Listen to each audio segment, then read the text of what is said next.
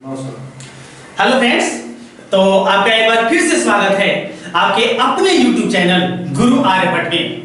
तो पिछले वीडियो में किस तरीके से हम लोग ए स्क्वायर करना दम 1 सेकेंड में सीखे थे कि 1 सेकेंड के अंदर ए स्क्वायर कैसे कर सकते हैं।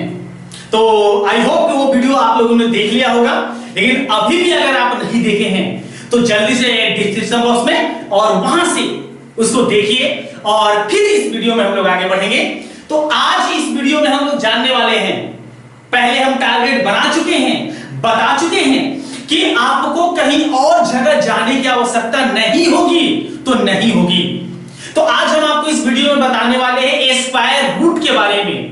पलक झपकते ए स्क्वायर रूट, वर्गमूल किसी भी संख्या का कैसे निकालते हैं, ये आज इस वीडियो में जानेंगे।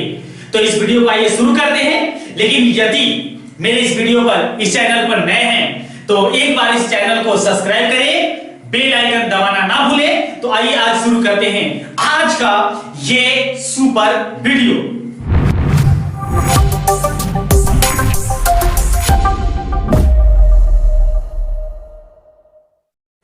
तो आज का मेरा जो टॉपिक है वो है वर्गमूल। आइए देखते हैं वर्गमूल बनाए कैसे जाते हैं। वर्गमूल को ऐसे हम लोग जानते हैं ए स्क्वायर रूट। तो आपको सबसे पहले हम बता दें कि ए स्क्वायर रूट जो होते हैं, इस ए स्क्वायर रूट को निकालने का जो आज मेरा बेस है, जो आधार है, वो है इकाई अंक, किसी भी संख्या का यूनिट डिजिट। तो यूनिट डिजिट को पकड़ के हम और उसका वर्गमूल ए स्क्वायर रूट दम आसानी से बता देंगे। तो सबसे पहले आपको जानकारी दे दें कि कोई भी परिपूर्ण वर्ग, कोई भी ए स्क्वायर अगर है तो उस ए स्क्वायर का इकाई अंक याद रखेंगे सब लोग, 2, 3, 7 और 8, इन चारों में से कोई एकदम नहीं हो सकते हैं। अर्थात अगर कोई बोल दे कि 512 का कितना होगा वर्गमूल, तो ये परिपूर्ण वर्गमूल है ही नहीं। कैसे पता? तो इसका इकाई अंक कितना है? 2 है। तो याद रखें कि परिपूर्ण वर्ग का इकाई अंक कभी भी 2, 3, 7, 8 नहीं होता है। तो इस बात का ध्यान रखेंगे। तो अगर मान लीजिए कि ये नहीं होते हैं, अच्छे से जान गए, तो क्या हो सकते हैं? तो हो सकते हैं 1, हो सकते हैं 5, हो सकते हैं 6। तो इस तरीके से अंक हो सकते हैं। तो उस अंकों का एक छोटा सा तालिका हमारे सामने है।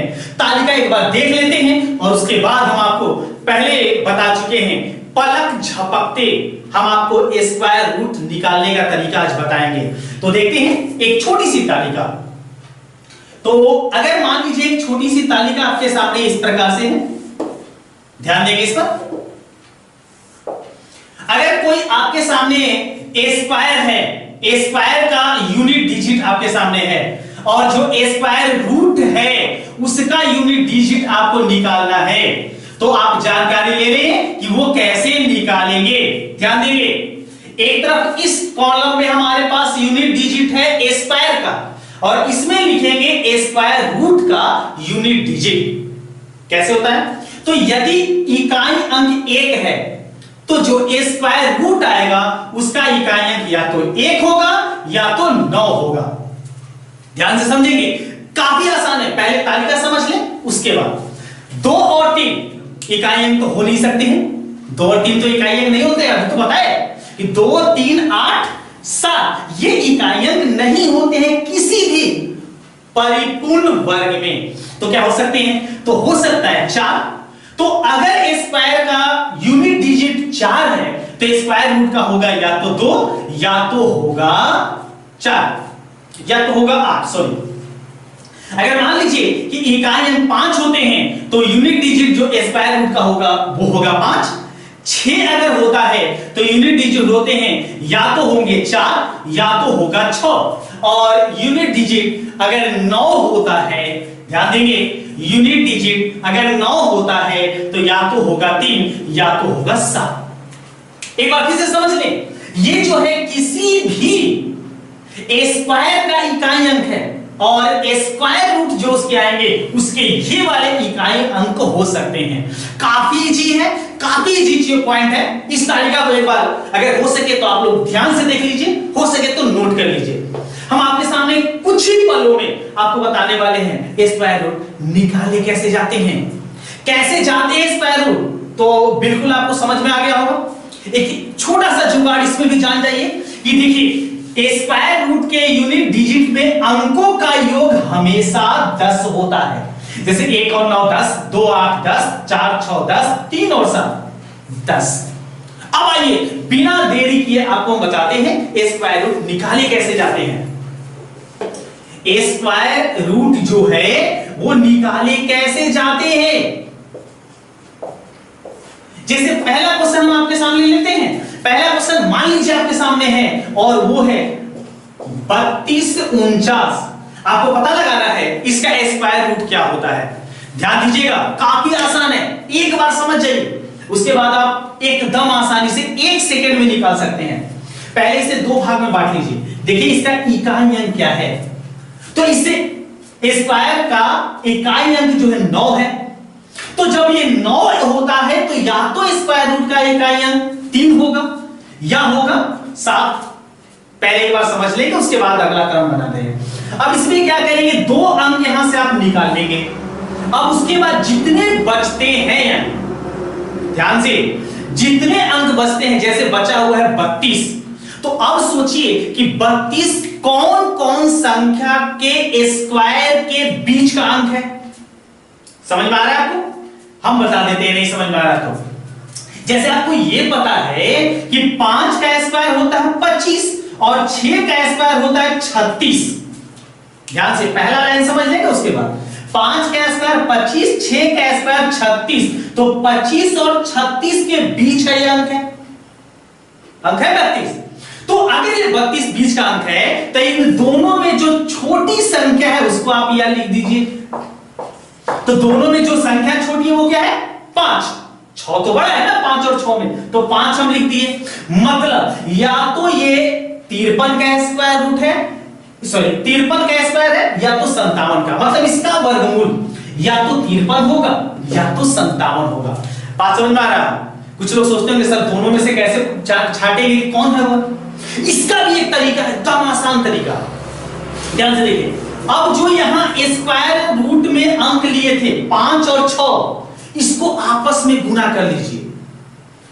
तो 5 और 6, ये जो 5 और 6 है इसको गुना करते हैं तो आता है 30। 30 से ये जो संख्या है बड़ी है कि छोटी, अगर बड़ी है तो बड़ा वाला सही, अगर छोटी है तो छोटा वाला सही। मतलब यहां पर बड़ा है 32, इसलिए यहां पर 57 सही होगा, 53 नहीं होगा। 57 अर्थात इसका स्क्वायर रूट हो जाएगा 57। तो आई होप आपको ये समझ में आ गया होगा। ये हम थोड़ा सा आपको बेसिक कॉन्सेप्ट से बताएं। अब जो जानकारी देंगे, देखिए पलक झपकते आप बता सकते हैं कितना होगा। तो चलिए सेकंड क्वेश्चन लेते हैं, और सेकंड क्वेश्चन हम ले लेते हैं और ले लेते हैं 9604। आपको बताना है इसका स्क्वायर रूट कितना होगा। देखिए 2 अंक में बांट के, इकाई अंक 4, तो इकाई अंक जब 4 तो 2 या 8, 2 होगा या 8 होगा। अब यहां पर 2 अंक निकाल लीजिए, बचा 96। 96 कितने कितने स्क्वायर के बीच का है, तो 96 जो होता है 9 और 10 के स्क्वायर के बीच का होता है। छोटी संख्या लिखिए 9, या तो 92 का होगा या 98 इसका आंसर होगा। अब छाटिए दोनों में सही कौन, तो देख लीजिए 9 और 10 के बीच का जो संख्या था उसको गुना कीजिए। 9 और 10 को गुना करते हैं तो 9 और 10 में आता है 90। 90 से 96 बड़ा है, बड़ी वाली संख्या सही हुई, ये गलती हुआ। थर्ड जानते हैं, अगर आपके सामने हम दे दें 13225, पूछा जाए कितना, काफी आसान है। ध्यान देंगे तो पहले इकाई अंक देखें, अगर यहां 5 तो इकाई अंक 5, अगर 5 तो 5। समझ में आ रहा है बात? 2 अंक निकाल लीजिए। अब बचा आपके पास 132। 132 सोचिए जल्दी से किन किन वर्गों के बीच है, आपको समझ में आ रहा है? एकदम समझ में आ रहा होगा। 11 का स्क्वायर होता है 121, 12 का स्क्वायर होता है 144, तो 121 और 144 के बीच का है, तो उसमें से छोटा वाला लिख दीजिए। तो लिख दीजिए छोटा वाला 11, तो इसमें तो एक ही अंक मिले थे, दम आसानी समझ में आ गया होगा। अगर आंकड़ा लेते हैं, एकदम बिल्कुल आसानी से समझ में आ रहा है हम लोग को। अगर अंक ले लेते हैं 40, 40 1, अब बताना इसका स्क्वायर रूट क्या होगा। इकाई अंक देखिए कितना है, तो इकाई अंक है 1, लिखे 1 या 9, देखिए 1 या 9। अब देखिए 2 अंक निकाल लीजिए, आपके पास क्या आया 404।